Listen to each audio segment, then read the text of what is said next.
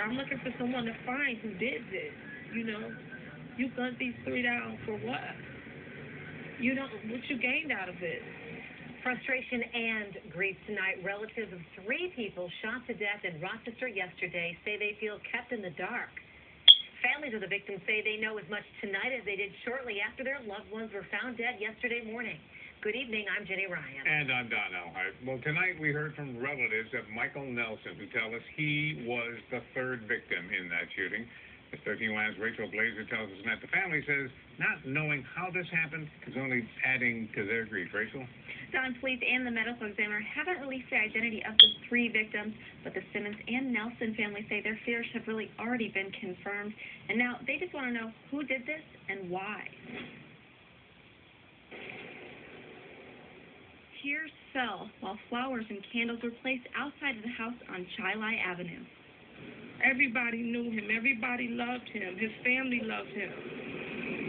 And you can't even grasp it. Even though we know it's real, can't even grasp it. It's just so unreal. Family members say 24-year-old Michael Nelson was one of the three victims found inside a second-floor apartment. It hurt real bad. It broke my heart. With few details from police, Mae Washington says she's trying to piece together information to figure out why her cousin was at this home. Nobody really knows nothing. Everything is so confusing.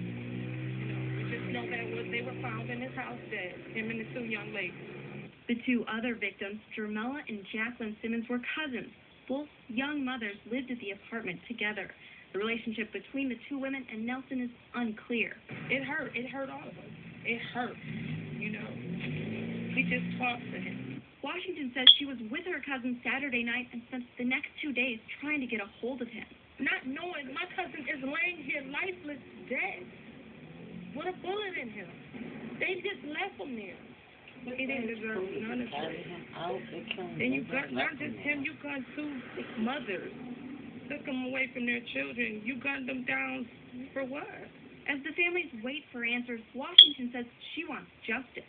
Get them off the street. Because if they could easily kill these three like this, they'd do it to anybody. No one is in custody, and police haven't released any information on suspects or a motive. The Simmons family plans to hold a vigil on Chilai Avenue tomorrow to remember Jermella and Jacqueline. By then, both families hope to know more. In the newsroom, I'm Rachel Glazer.